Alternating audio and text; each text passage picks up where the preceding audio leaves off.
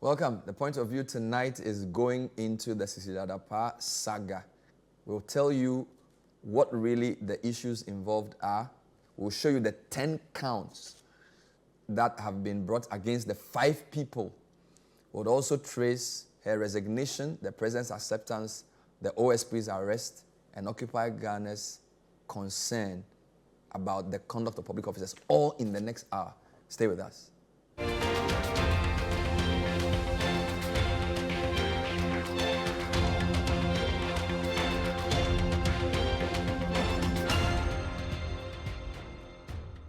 The focus is on the Sanitation Minister, former Sanitation Minister Cecilia Dapaah. She's a former MP as well. She used to be Minister for Aviation, and she was MP for Bantama at some point. So the story initially broke in the Chronicle, where a charge sheet in which a criminal case had been brought against 5 people, Patience Botwe, Sarah J., Benjamin Sowa, Kpebu, and Malik Dawda. I will tell you who these people are.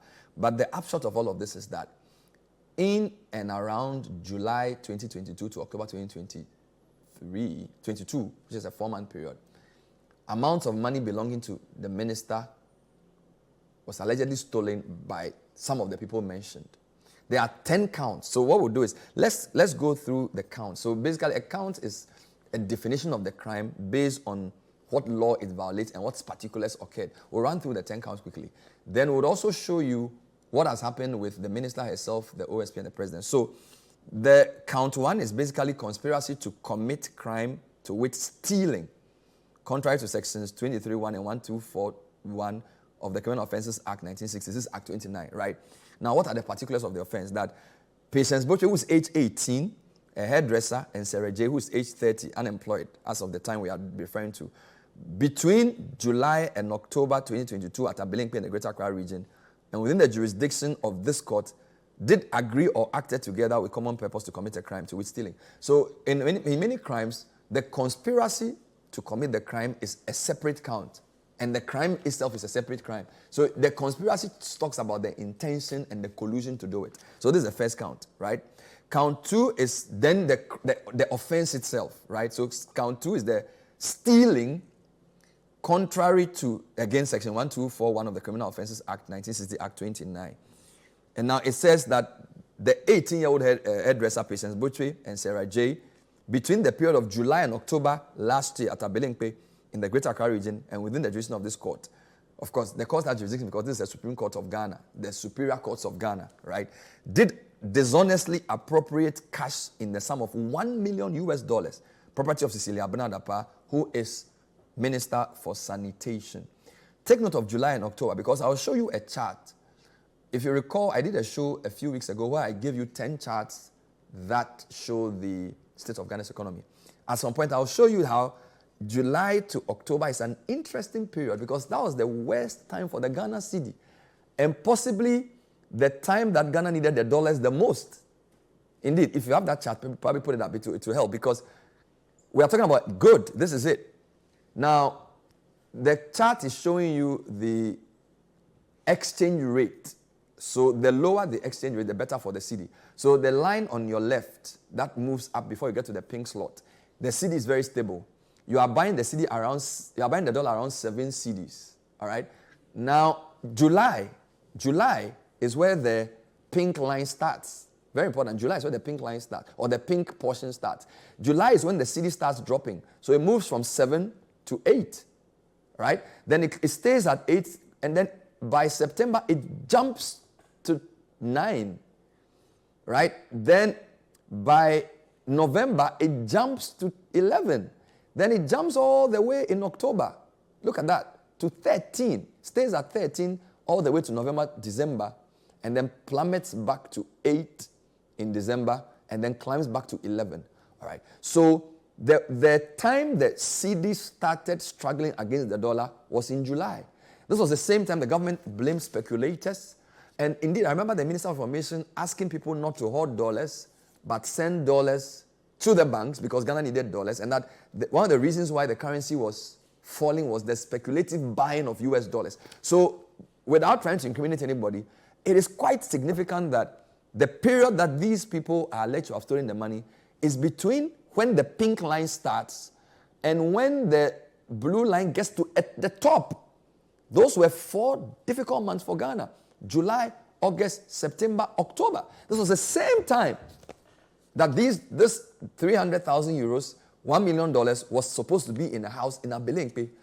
What are the coincidences? Will the OSP look into this? This is a very interesting economic angle. But let's come back to the counts. So let's come to count 3. Now, count 3 is stealing, again, the same law, but in this case, the amount stolen is different. So on count 2, it's $1 million. On count 3, it's 300,000 euros. All right? On count 4, it's essentially stealing again, but this is 350,000 cedis. So you have $1 million, 300,000 euros, and then 350,000 cedis. So that's count 4. All right? So these are instances of the same offense. Count 5, we are talking about stealing again, but this time we are talking about different things. So we are talking about clothes valued at 95,000 cedis, handbags, $35,000, perfumes, $1,400 all belonging to Cecilia Abena Dapaah. That's count 5. So we have $1 million, 350,000 cedis, 300,000 euros, and then 95,000 cedis of clothes, $35,000 of handbags, $1,400 worth of perfumes. But that's not all. There's count 6 as well. Count 6 is now looking at stealing, but in this time we are talking about jewelries, $95,000. Okay? Again, the same 2 people, the 2 house helps. Count 7, what are they looking at? Stealing, but this time they're talking about 90,000 cedis, which is 6 pieces of assorted kente cloth, 6 sets of men's suits, $3,000 belonging to the man. So in this case, this is Mr. Osei property. $3,000 worth of suits and kente cloth. So these are the properties of the man. So for everything stolen belongs to the woman. This is the man's first thing he owns. Count 8. This now is not in reference to the 2, but the plumber, 29-year-old, who is described as a boyfriend of the 18-year-old, and his own is dishonestly receiving. So this is not stealing, dishonestly receiving. Again, the criminal code is very clear. If you receive money dishonestly, it's also a crime. He received 180,000 cedis. Okay? Count 9, the person in Kpebu, 65-year-old trader, father of the lady who's 18. And he also dishonestly received 50,000 cedis. So the man has received 180,000, the boyfriend, the plumber. The father has received 50,000 cedis. And then count 10 is Malik Dauda, who is described as a former boyfriend who also received 100,000 cedis. So a lot of people asking, why is the boyfriend receiving, what do you call it, 180,000, the former boyfriend 100,000. All right? Now, then the details, what is called the brief facts. Okay, and I think this is very important. So the complainants are Daniel Osei and his wife Cecilia Abena Dapaah, residing in Abelenpe. Now, the 2 women involved, the first one, Patience Botre Mabena, is a house help. Sarah J. is also employed as a former house help. Benjamin Soa is the boyfriend. Kpebu Botre is the father of Mabena. And then Malik is a former boyfriend of Mabena. Now, sometime in June 2023, the complainant reported a theft case. So this case was reported only last month. All right? June 2023, the complainant reported of theft of cash and some personal effects as indicated on the face of the charge sheet, what I've just read. Prior to that, Patience, who is referred to as A1, A1 is essentially just the first witness or first person accused, first accused, was a house help to the complainants and was caught to have opened and entered the bedroom of the complainants with a duplicate key. Upon intelligence, Patience and Sarah were arrested at their hideout in Tamale in the northern region. Sorry, Patience and Soa, forgive me. Patience and Soa. A3 is Benjamin Soa. So Patience and the boyfriend arrested from their hideout in Tamale in the northern region. A search conducted in their room revealed $40,000. Okay. 72,000 Ghana cedis. Police investigation revealed that sometime in October last year, the man, Osei Kufuor, the husband of the minister, returned from town to observe that their bedroom had been locked and had been opened, which was locked, had been opened, heard an unusual noise therein, entered the room and found Abena hiding behind the door therein. Subsequently, he detected theft of properties indicated on the face of the charge sheet. Further investigations revealed that Abena used part of the stolen money to buy a 3-bedroom house at Amrahia, cost of $70,000. The following brand new items which they used some of the money to buy were retrieved: a double-decker fridge, TV set, washing machine, chest freezer, gas cooker, water dispenser, related items. Abena and the boyfriend also indicated they used some of the money to buy a Hyundai Elantra, 80,000 cedis, and then Abena gave 180,000 cedis to the boyfriend, the plumber, who used the amount to buy a Honda Civic, and then also they used part of the money to rent a 3-bedroom apartment at Tamale at the cost of 105,000. They also used part of the money to rent a store at Tamale at the cost of 120,000. And then they also mentioned the other lady's name who is working with her. She used to be like the security person guarding the gate. She also was arrested from Budumburam, where she used part of the stolen money to build a 3-bedroom self-contained house. And then 50,000 cedis given to the father, 100,000 given to the former boyfriend. Now, when you calculate how much was spent in total, it's about 635,000 cedis, another $70,000. All right? And then they retrieved $40,000. So you can say they retrieved the dollars involved which have been retrieved or used will be $130,000. And then the cedis will be around 700,000 cedis. So a lot of the money is still not accounted for. Because the money, if you put the money together, $1 million, 300,000 euro, 500,000 cedis, 535,000 cedis. When you put all the money together, it's about $1.6 million. That's around 17 million cedis. So far, about 700,000 cedis has been used in terms of what the narration from the police is. Another $70,000 used, right? And then $40,000 retrieved. So the total dollar used or retrieved is $110,000. And then another 70,000 cedis retrieved. If you add that to 700,000. So you can even say that less than 2 million cedis has been used. And the amount's about 16 million. So where's the rest of the money? Maybe that's why the minister chose to go to court. But it's very significant to notice the large amounts involved. $1 million. $1 million. $1 million, using the exchange rate of today, is about 11 million cedis, if not more. And then you add 300,000 euro, and then almost 500,000 cedis. So this is a lot of money in a house which was taken over a 4-month period, which was not noticed until Abena was caught red-handed. So people are asking, was the house a place they frequented? This is a bedroom. Did they go there regularly to know whether the money was reducing? Because if somebody's taking $1 million over a 4-month period, and you don't notice until you see the person in the act, how much money was there? Or is it that they never went there and they just happen to have gone there?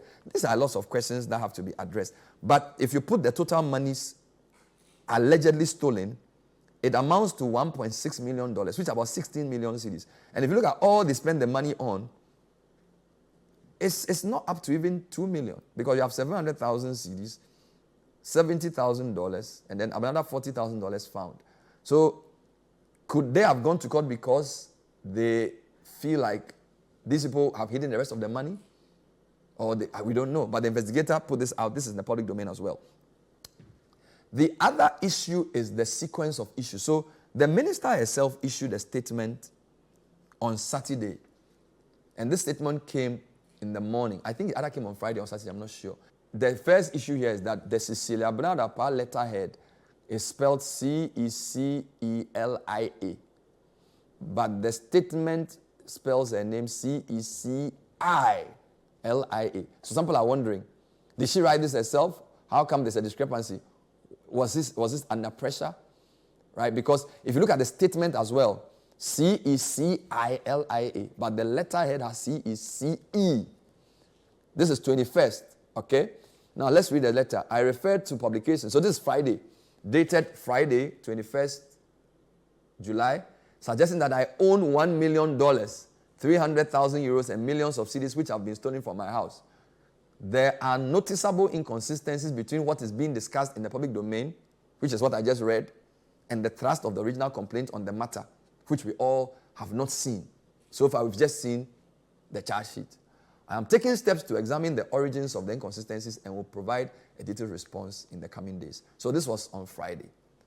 Then, by Saturday, around 3 p.m., she releases a full statement resigning from government. Let's read that statement. Again, the letterhead is CEC. I'm not sure now whether it's changed. But I write to inform you that I wish to resign from my position as Minister of Sanitation and Water Resources.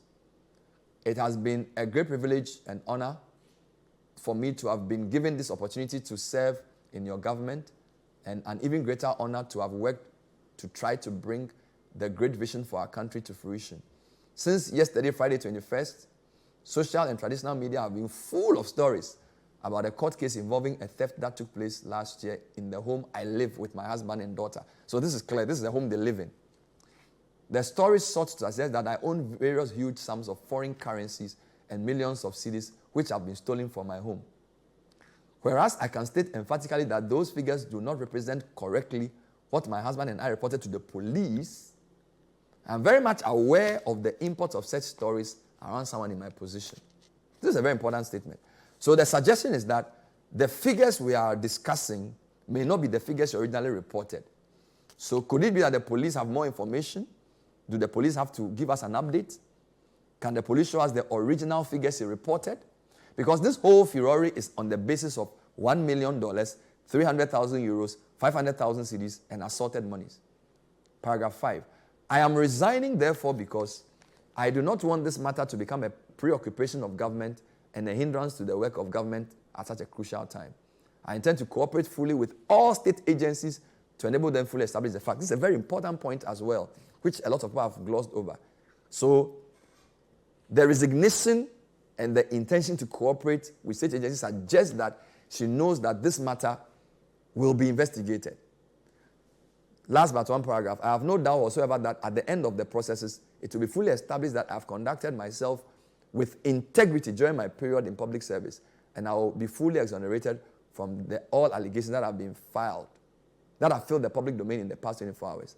I thank you, my dear Mr. President, for the honor done me in giving me the opportunity to serve. So now the Cecilia I see is C-I-L-I-A.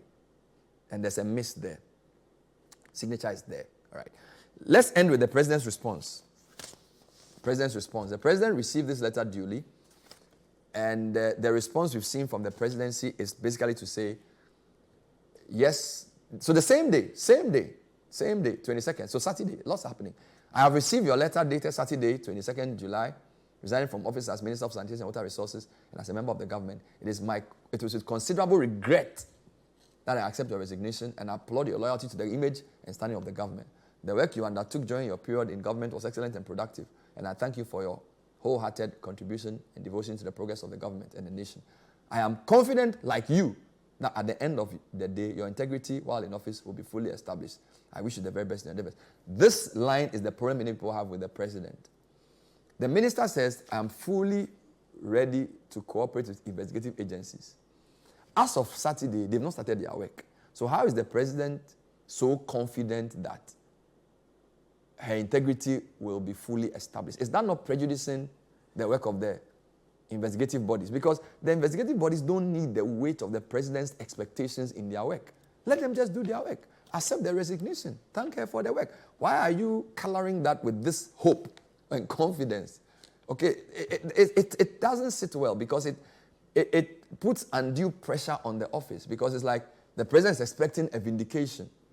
And nobody needs to work. And mind you, the president appoints all these people from the office of the special prosecutor to whoever, the attorney general. So that's the first problem here. But at least she's resigned. She says she's going to cooperate, and she is cooperating. Finally, the OSP sent out a statement earlier today. So this is now 24th, right? What did the OSP put out? It's a very short statement. Press release, Cecilia Abena Dapaah. At 11:55 GMT, 24th July, Cecilia Abena Dapaah, who resigned from the position of Minister for Sanitation and Water Resources on 22nd July, was placed under arrest by the Office of the Special Prosecutor.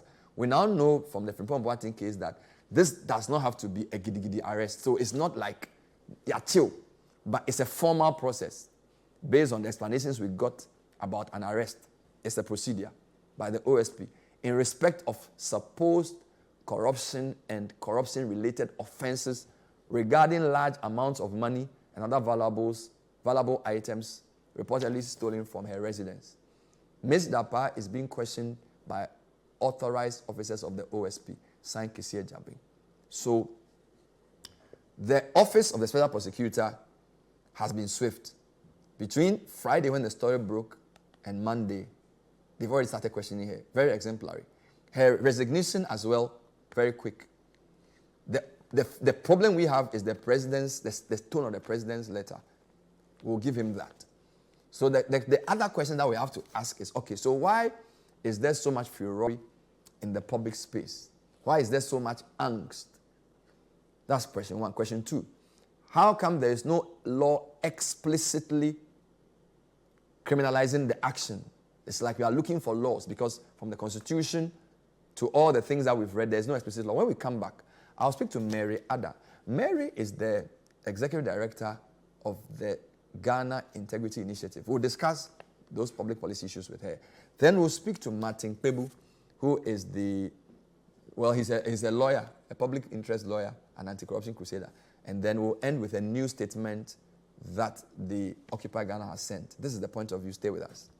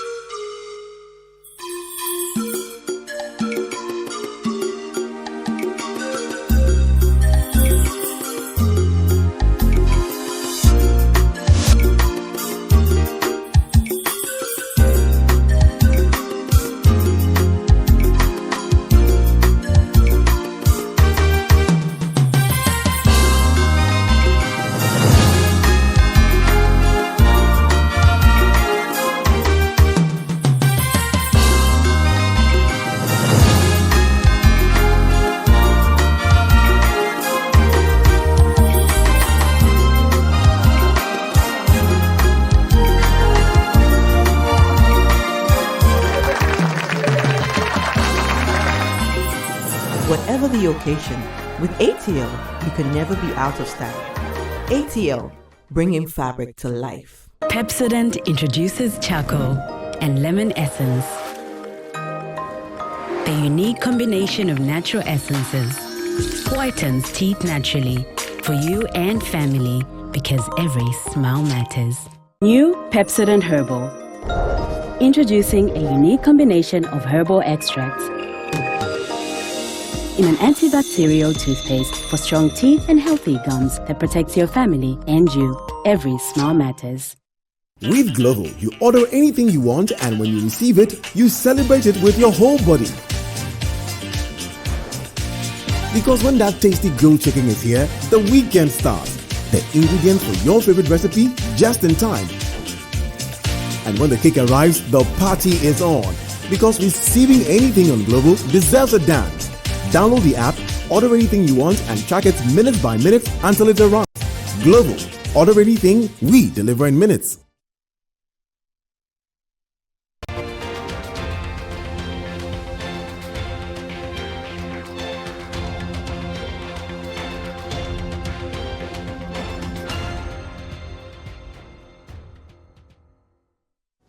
We now want to pick the thoughts of the local chapter of Transparency International, the Ghana Integrity Initiative, on these developments. The amount of money found in a public officer's house as revealed by the charge sheet, and now the OSP arresting and interrogating the former minister. Mary Addah is the executive director. She's joining us to share some thoughts on the matter. Madam, thanks for joining us. Good evening. Good evening, Bernard, and good evening to your cherished viewers. So, what were your initial reactions on Friday when you heard the matter, the amount of monies involved, a minister of sanitation, even before we get to the OSP angle? What are your initial thoughts on the issue? Some people say some people have stolen money, and now you are persecuting the victim instead of focusing on the people who have stolen money. Here we are talking about the victim of a theft. Is that how you also see it? Not at all, not at all. Wrong is wrong. No matter how we look at it, we cannot counteract the wrong acts and let them go. So we know the right processes are in place to deal with the thievery or the stealing by the maid servants, even though some people have tended to make a joke of it from an economics angle where you understand best that they were trying to redistribute wealth. That the maid was doing a very good job at that because she understood the perspective of redistributing wealth. It went as far as even her ex-boyfriend, meaning that she wanted everybody to benefit from it. But that is extreme, and we believe that for us, one of the things we have said is the fact that nobody should be allowed to steal, be you a public officer, a private sector actor, or an individual, as that is. The law is the law, and the law does not permit us to do so. And that is why the law criminalizes stealing. And that is how come they are in court today to ensure that that issue is dealt with. However, for GII, we are scandalized. We are so disappointed, and that is to say the least.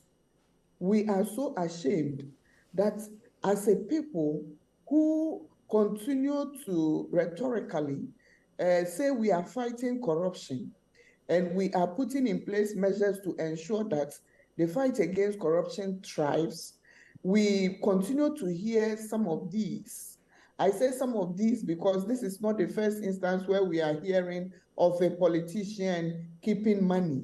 In the past, we have heard politicians keeping money in their boots and carrying it around. We have heard some even get missing before. And I believe Dr. Abena Dapaah actually wrote a book on it.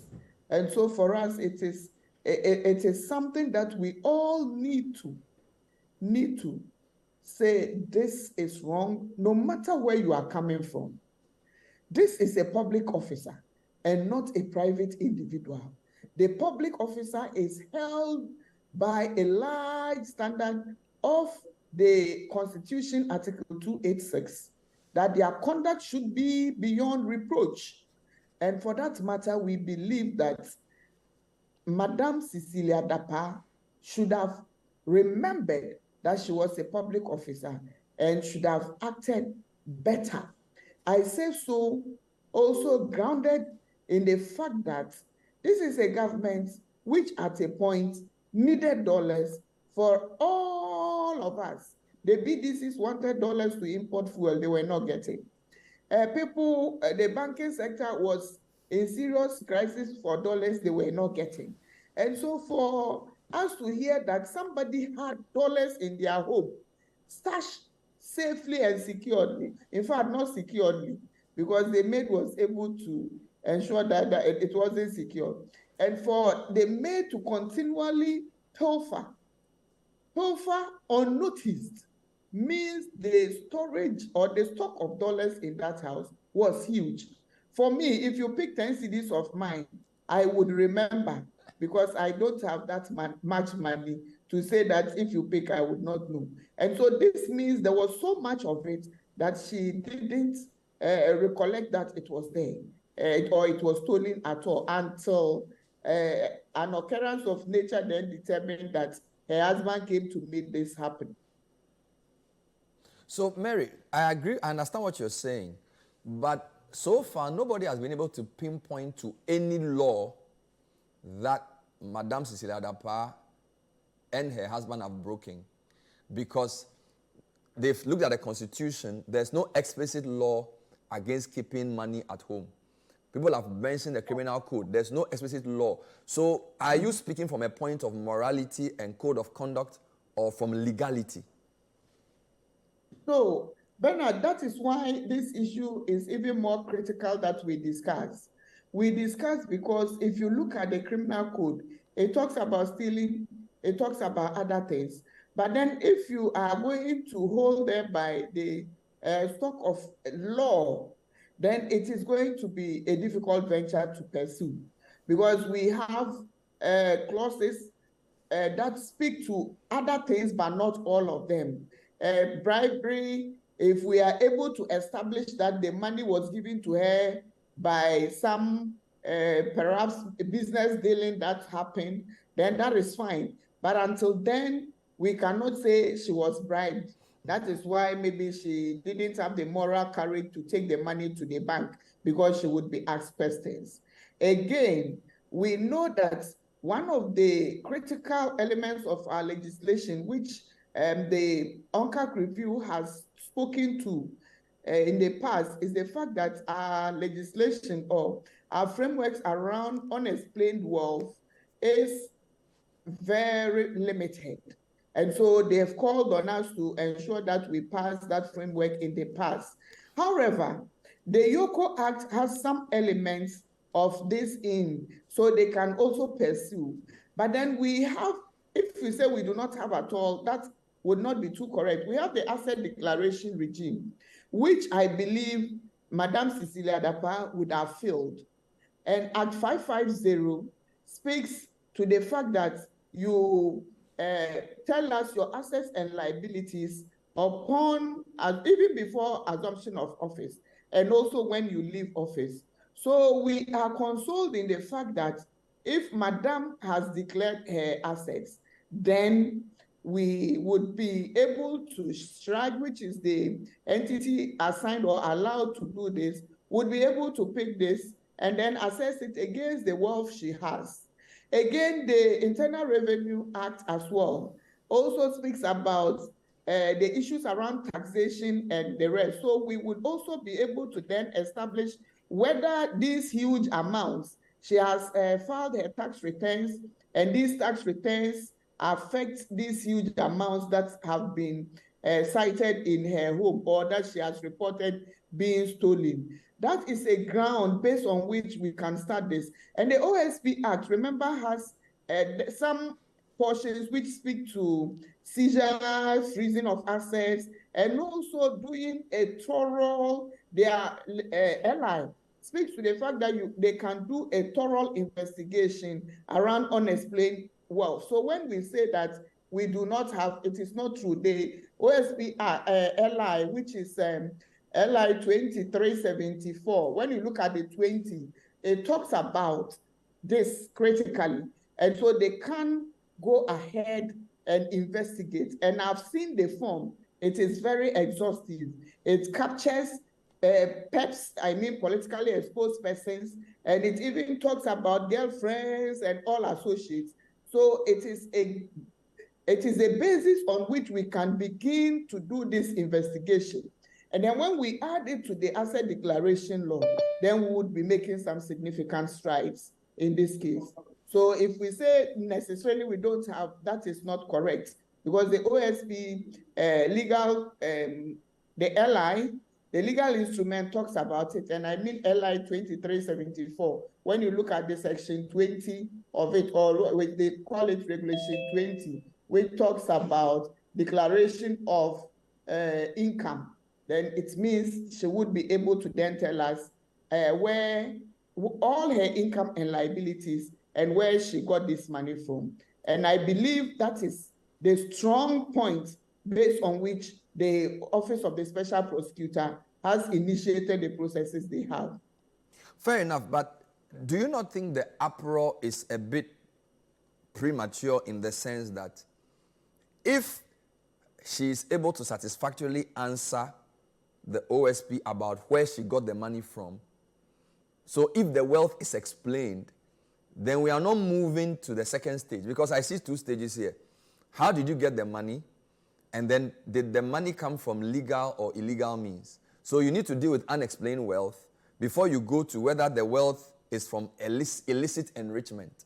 So is our angst as a public not a bit premature? Because if she's able to tell the OSP that, look, maybe I had farmlands I inherited from my father that I sold, and this is the proceeds of the money, and I didn't have time to go to the bank, as an example, that could leave the story. Of course, that depends on what she filed in her asset declaration. But my point is that, are we not jumping the gun with our anger, or is it just a question of the way corruption works and perception, for which reason people are angry that a minister should have that amount of money in her house?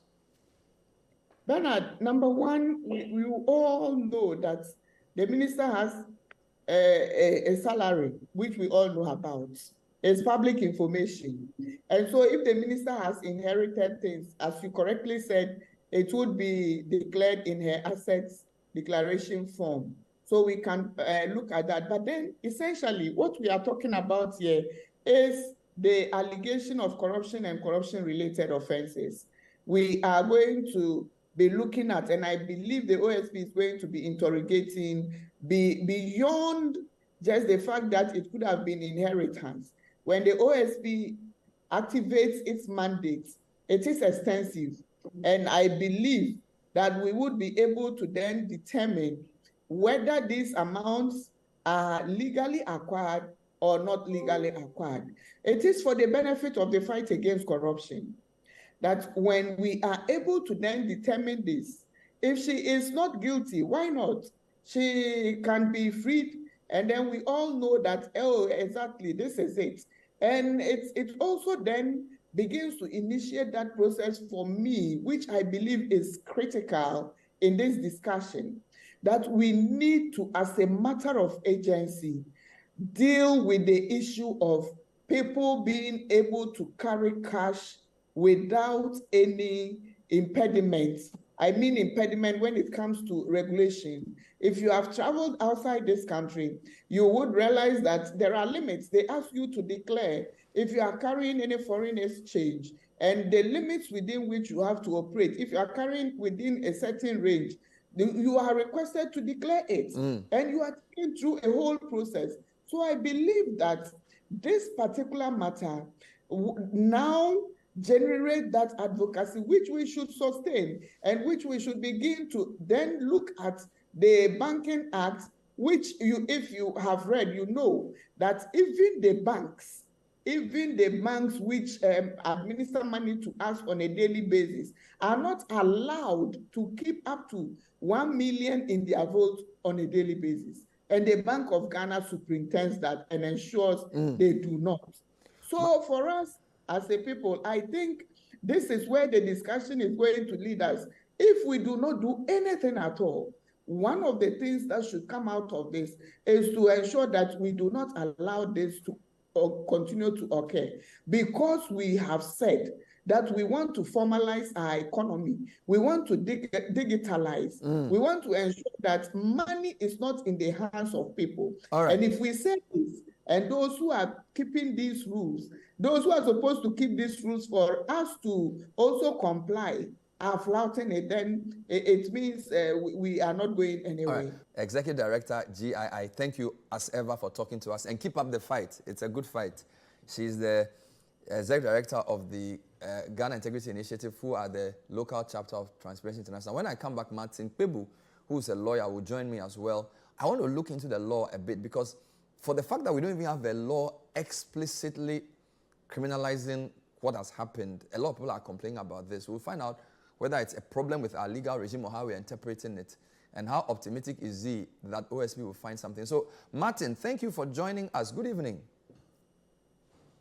Good evening, Bernard. Hope you are well. Yes, I am. These are exciting days, you know. Yes. Well, let me start off from where I left with Mary. Does the fact that a conduct which a lot of people consider to be reprehensible does not find an explicit law saying it is criminal, is that a problem? Because most people are saying, why should the minister have that amount of money in her house? So from a moral perspective or from code of conduct perspective, it's wrong. But we can't seem to pinpoint any law in the Constitution or in the criminal code or even explicitly in the anti-money laundering law or the BOG Act that explicitly prescribes what she does. Is that a problem?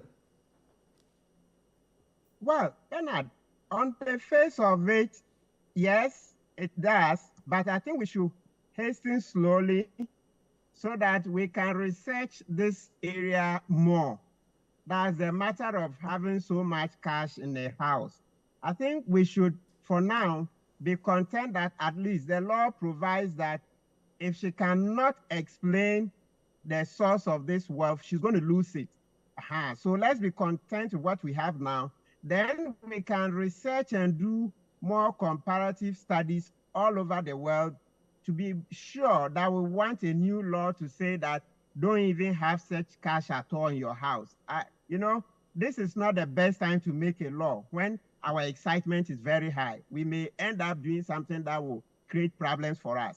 Bernard, as we speak now, Article 286 Clause 4 says that if she cannot explain the source of this money, she's going to lose it. That's unexplained wealth. She's going to lose that money. So let's take it one day at a time. If she can't explain the source of this money, Article 286 Clause 4 says that she will lose it. So it says that if the money cannot be attributed to income, loan, gift, or inheritance, then it's not hers, and so she will lose it. That's unexplained wealth. And so I think that, yes, it's not all that, it's not a perfect world. It's not a perfect situation, but at least the state getting the rest of the money, it's also not bad either. And then you mentioned that by what specific crime is being caused. What is going to happen is that when the OSP investigates this matter, we will see whether we can get issues of bribery, okay, and most especially, and corruption coming up, because that is where our citizens, our suspicions are greatly geared towards. We are looking in the area of bribery and corruption. So who knows? We may be lucky, there will be evidence of bribery and corruption. If there's no evidence, and yet she still cannot explain the source of that money, she loses the money. So you are saying that whichever way we look at it, once the wealth cannot be explained, she loses it to the state. Then the second layer would be, where did she get it from? So if then there's criminality involved, so that's stage 2. So let's celebrate stage 1. Yes. Let OSP do stage 1, and then we can move to stage 2. That's your argument. Yes. That's the main thing, because they say half a loaf is better than none. Yes, half a loaf of bread is better than none. So let's take it one day at a time. In actual fact, the first thing we should be celebrating is the fact that God is giving us such a case. You see how President Kufuor has been denying that there's no corruption, and God has handed us this sweet case. I mean, so it's good. We should be celebrating it. So Martin, you say you wear different hats. You wear the lawyer hat and the anti-corruption hat. So in this interview, which of the hats are you wearing? Yes. So at a point in time, I'm wearing the lawyer's hat. Then at another point, the anti-corruption crusader. So you see the question you asked about the money. I'm excited because, look, from the anti-corruption crusader side, we're excited that we've had a case where we've seen big money that so far it's looking like there can't be any plausible, explanation. And so it brings excitement until she can display the excitement. It's just like when England were in the semi-finals in the World Cup, the last one, the one they got to the semi-final. They started celebrating with aircraft going over the air and saying, it's coming home. But they lost the semi-final match, didn't they? So let's start celebrating. Just a final point. Occupy Ghana is saying that we should pass the amended Conduct of Public Officers Act to strengthen our asset declaration regime. So they seem to think that that's one way we can really properly scrutinize public officers. What are your thoughts on that? Absolutely, Bernard.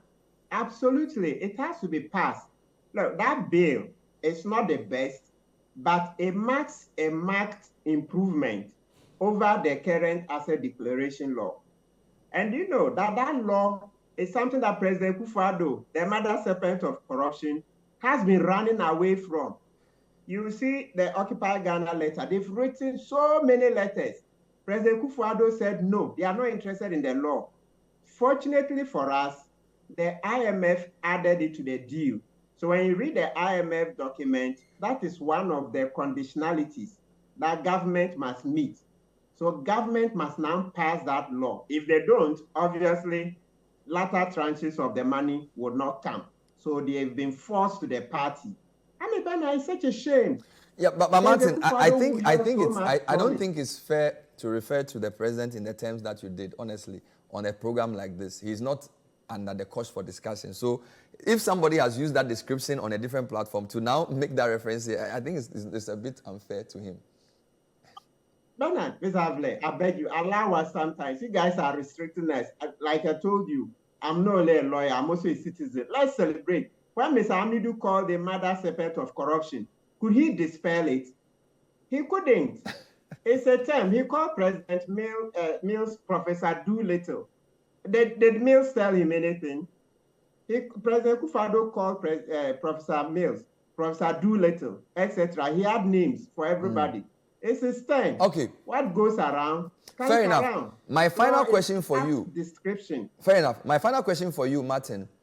In the president's response to the minister, he seemed to suggest that the process will clear her. What kind of pressure does that put on the OSP?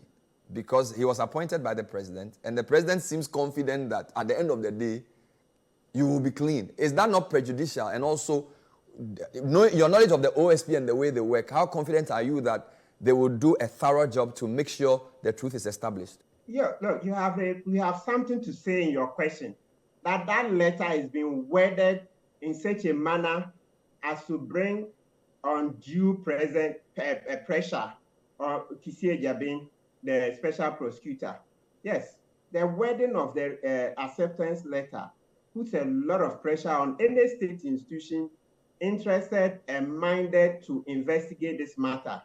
Nobody should have, it shouldn't have been written in such a manner. I mean, the brinkmanship is too much.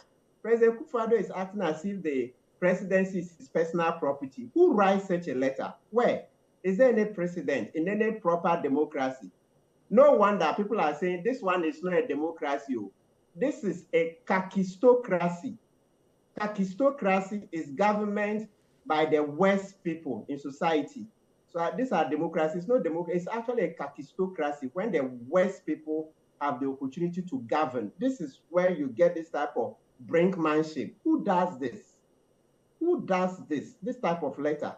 Who? Which reasonable president wants to fight corruption writes such a letter? I mean, I looked at it and I was shocked. I was like, wow. So there is no boundary to the effrontery of President Akufo-Addo, no boundary to his shameless lack of courage and determination to fight corruption after promising so much. So this letter is certainly couched in a manner to put pressure on state institutions. But we are hoping that with public opinion behind Cecilia Dapaah, hopefully he will be able to ride this storm and so would be able to investigate this matter. Because so far, if Madam Dapaah had answers, credible answers to this $1 million, etc., those answers would long have been out so that untruths or falsehood doesn't spread that far. All right. Thank you, Martin. Always good to talk to you. And as we say, aluta continua. Thank you so much. Martin Kpebu is a lawyer. I call him a public interest lawyer. and he's been doing a lot of advocacy on these matters. We'll now turn our attention to the Occupy Ghana letter, the update. So the initial letter was written on the May 2023. I think it was 30th of May. But there's an update that they sent to us today, which chronicles their efforts to get the Code of Public Officers Act passed. We'll bring you that right away.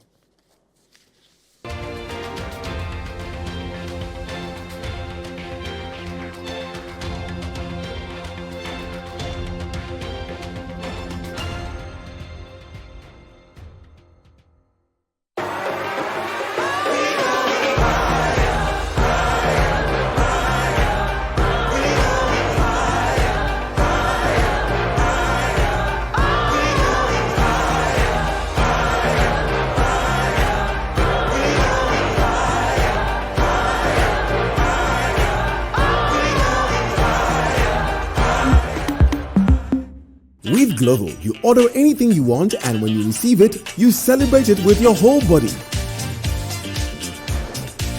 Because when that tasty grilled chicken is here, the weekend starts. The ingredients for your favorite recipe just in time. And when the cake arrives, the party is on. Because receiving anything on Global deserves a dance. Download the app, order anything you want, and track it minute by minute until it arrives. Global. Order anything, we deliver in minutes. Finally, anyone can become a household. Oh, wow. Yeah. You Go Flip, a real estate gaming platform that allows you to play and stand a chance of winning a house or cash or consolidated prizes, such as savings towards a house. Simple and easy to play. Visit www.yougoflip.com. Buy a ticket to enter the game. Wait for the end of the game to enjoy the win. Anyone can win. Flip it or own it. You Go Flip. This advertisement has been vetted and approved by the Gaming Commission of Ghana. Play responsibly, not for persons below 18 years, and gaming can be addictive.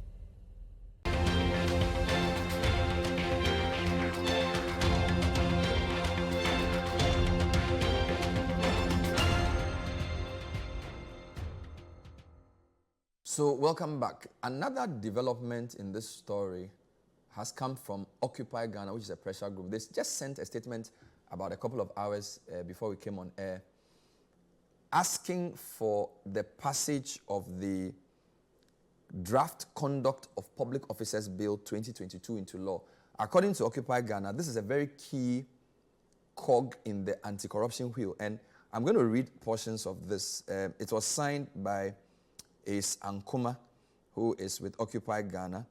And here are some excerpts. So they are basically saying that for the umpteenth time, Ghanaians are confronted with another scenario of the suspected unexplained wealth of a public officer, and staring at the apparent impotence of the law in dealing with this outside Articles 2864 of the Constitution. So this is what Martin was referring to, that, and Mary as well, that there's no explicit law.